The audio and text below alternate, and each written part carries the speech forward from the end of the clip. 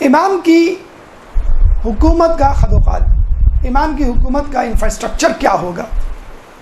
سب سے پہلے علمی صورتحال. امام کے بارے میں کہا جاتا ہے کہ امام جب آئیں گے تو اس وقت علم 2 حروف تک پہنچا ہوگا. امام آ کر اس میں مزید 25 حروف کا اضافہ کریں گے اور علم 2 حروف سے 27 حروف تک چلا جائے گا. ہم جس علم پر گھمنڈ کرتے ہیں، جس علم پر سائنسدانوں کو فخر ہے کہ اب ہم کائنات کا نظام خود چلا لیں گے، اب ہم خدا کا ذہن پڑھ سکتے ہیں، اب ہم کائنات خود بنا سکتے ہیں، ہم زلزلے طوفان خود لا سکتے ہیں، ہم بارش خود کروا سکتے ہیں، ہم سونامی برپا کر سکتے ہیں.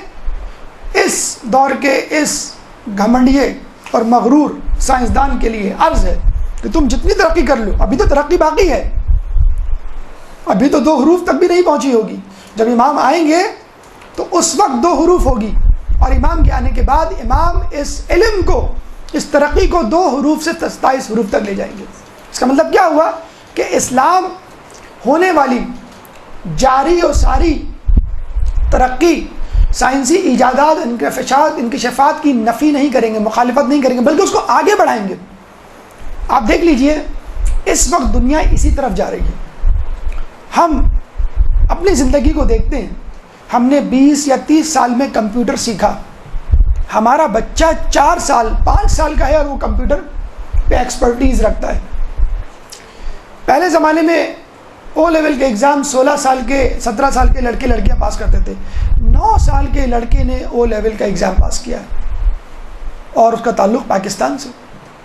MCSE بل گیٹ کمپنی کا ایگزام جو MBBS یا BE یا ACCA یا MBA کے برابر ایک زمانے میں سمجھا جاتا تھا، آپ کو معلوم ہے کتنی سال کی عمر کے لڑکے نے یہ ایگزام پاس کیا ہے؟ 6 سال کی عمر کے لڑکے نے. 6 سال کی عمر کا لڑکا پہلی کلاس میں ہوتا اور اتفاق سے اس کا تعلق بھی پاکستان سے.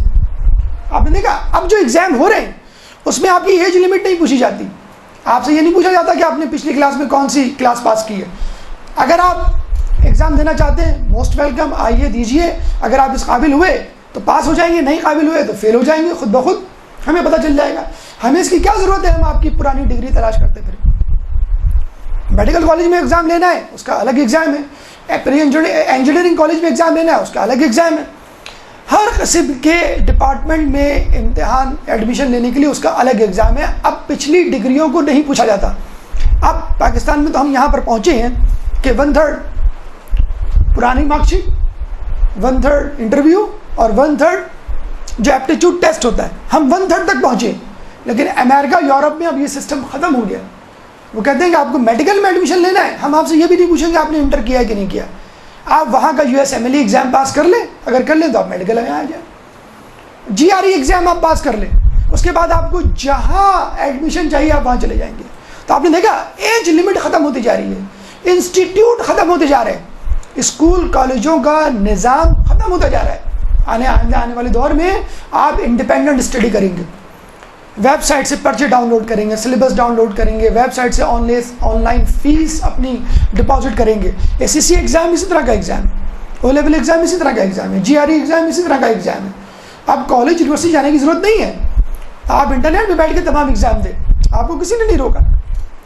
آپ دیکھ رہے ہیں اور غور سے اپنے آس پاس کے ماحول پہ نظر ڈالیے. کیوں آج کل کے بچے تیز ہیں؟ کیونکہ عقل انسانی ترقی کر رہی ہے. امام کے آنے تک عقل انسانی بہت آگے چلی جائے گی. تو کیا نعوذ باللہ امام آ کر اس ترقی کو روکیں گے؟ اس کا مطلب یہ ہوا کہ اسلام اس دنیا کے لیے بنا ہی نہیں.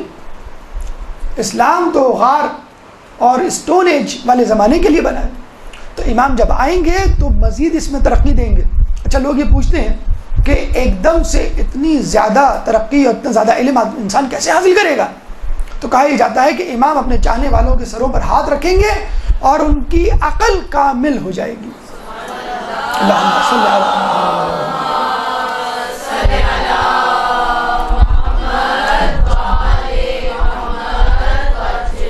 اچھا، یہ بھی ایک عجیب طریقہ ہے ریکی.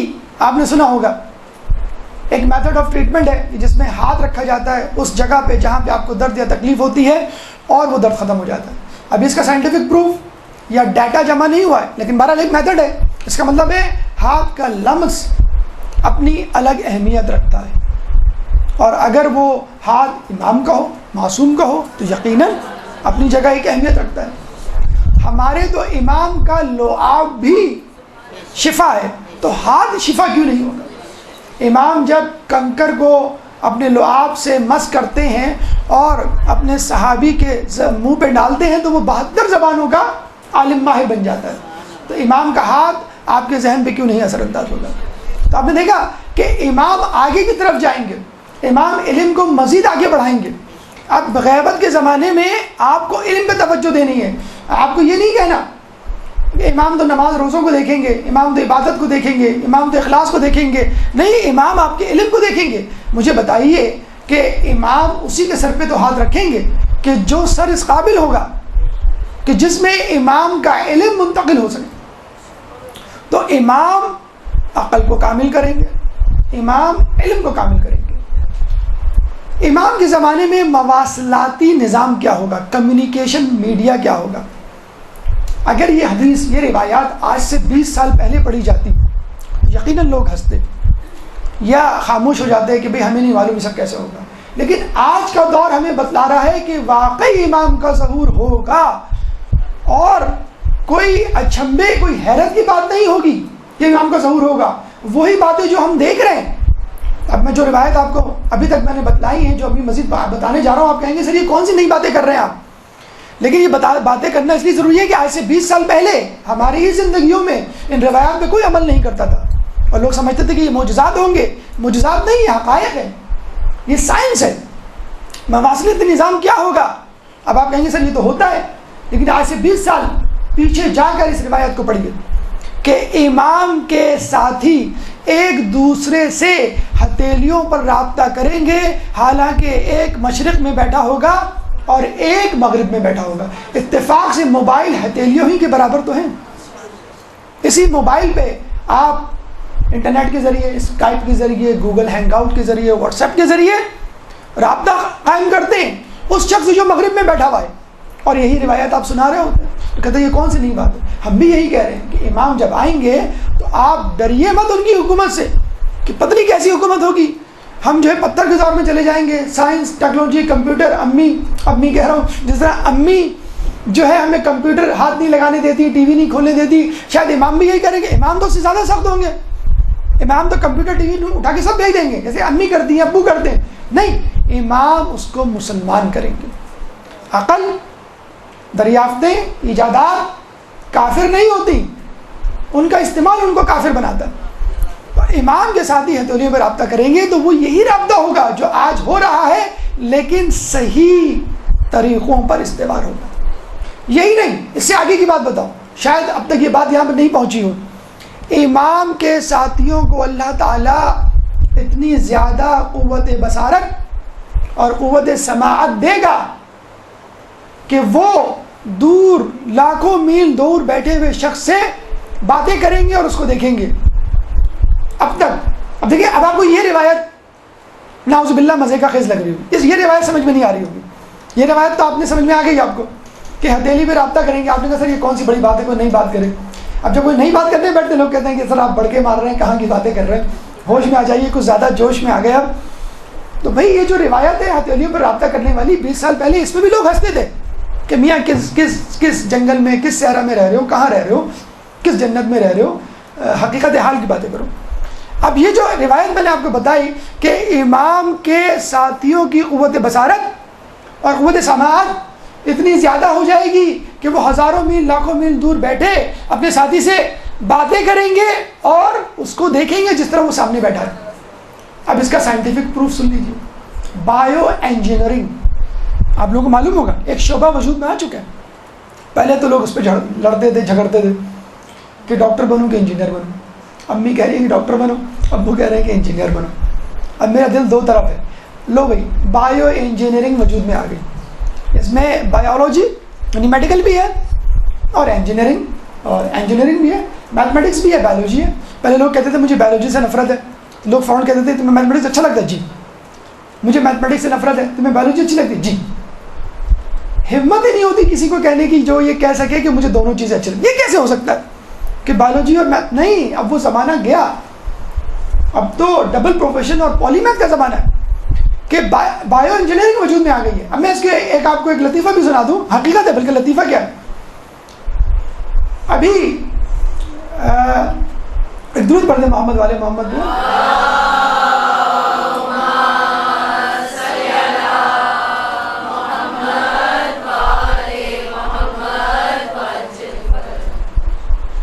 ابھی جس لڑکے نے بلکہ چھوڑیں ایک اور نئی خبر سنیں, اسٹیفن ہاکنگ, آئنسٹائن, یہ دنیا کے عظیم ترین سائنسدان گزرے ہیں. ان کا آئی کیو کتنا تھا؟ 160. 100 آئی کیو کا مطلب ہے کہ you are fit for your age. آپ کی 15 سال عمر ہے, آپ کا 100 آئی کیو آیا ہے. اس کا مطلب ہے آپ کی عقل آپ کی عمر کے مطابق ہے. 110 آیا, اس کا مطلب ہے آپ کی عمر 15 سال والی نہیں 20 سال والی ہے. 130 آیا, اس کا مطلب ہے آپ کی عمر جو ہے وہ 30 سال والی ہے.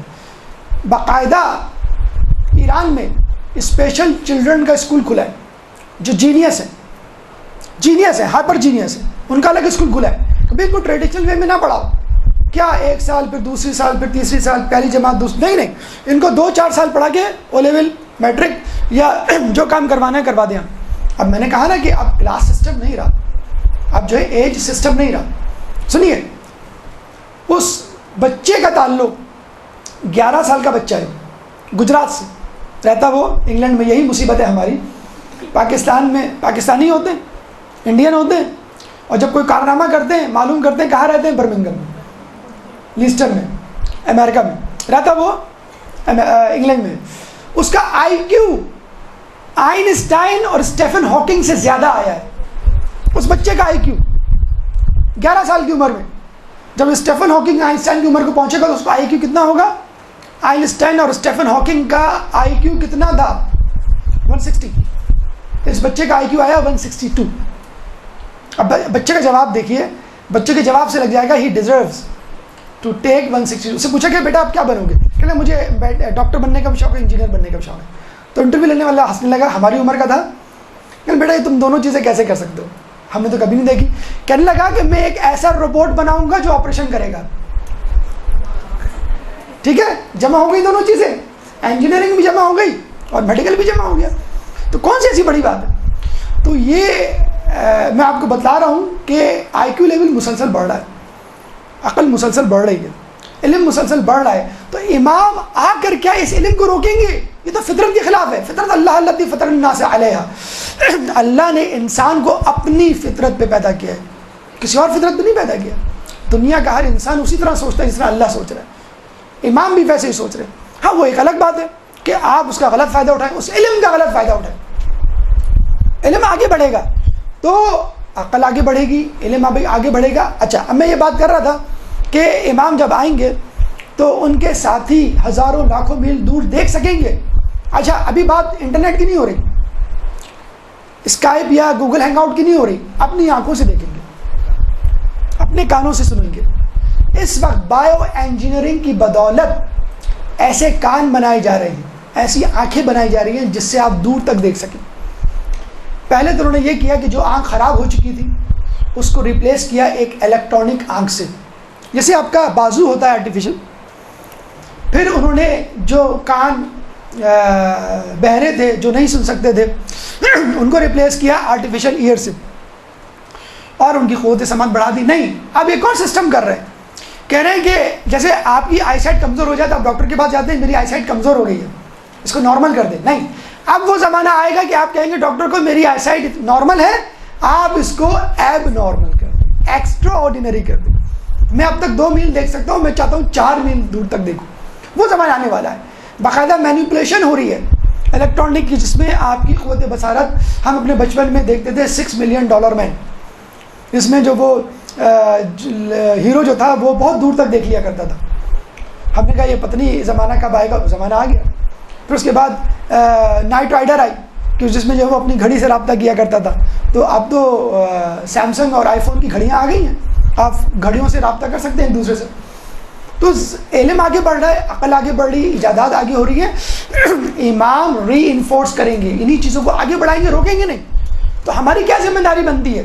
امام زمانہ کے منتظرین کی ذمہ داری یہ بنتی ہے دنیاوی علوم سے اپنے آپ کو آراستہ اور پیراستہ کریں، اور ان علوم کو، ان ایجادات کو مسلمان کریں، ان ایجادات کو، ان علوم کو مومن بنائیں.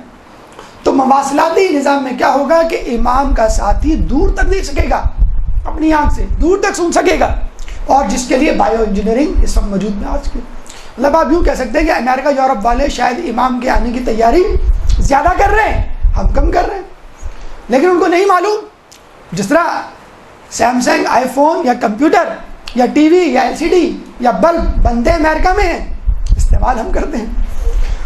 تو امام کے آنے کے لیے زمینہ وہ تیار کر رہے ہیں، استعمال ہم کریں گے. میں خواب ہوں کسی اور کا، مجھے دیکھتا کوئی اور ہے، میں کسی کے دستے طلب میں ہوں، مجھے مانگتا کوئی اور ہے، یا میرے نصیب کی بارشیں کسی اور چھت پہ برس پڑی وغیرہ وغیرہ. تو بہرحال تو امام جب آئیں گے تو اسی ترقی کے دور کو آگے بڑھائیں گے، امام جب آئیں گے اسی علم کو آگے بڑھائیں گے، اس میں رکاوٹ نہیں بنیں گے. تو خدا را دنیاوی تعلیم یا دینی تعلیم بھی اپنی جگہ ضروری، دنیاوی تعلیم کو رکاوٹ یا ترقی کو دشمن نہ سمجھیں اسلام کا یا امام کا. برحمتك يا أرحم الراحمين وصلى الله على محمد وآله الطاهرين.